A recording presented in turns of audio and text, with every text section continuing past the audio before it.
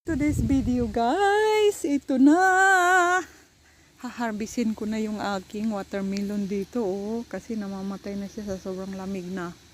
Ayan, so ito muna yung haharbisin ko. Tingnan natin kung ano ang lasa nito, masarap ba o hindi. Ayan. Ayan, mga 8 pounds nga yata siya. Ayan na. Diba? Ang laki. So, meron pa siya ditong mga, mamaya na yan. Ayan, meron pa Ito ayan. Ayan din, maliit lang siya hayaan muna natin siya dyan. Siguro sunod araw na natin kasi harvestin. Ayan. So, di ba meron na. Ayan, babalatan ko na naman to. Masarap to. Ayan. Alright.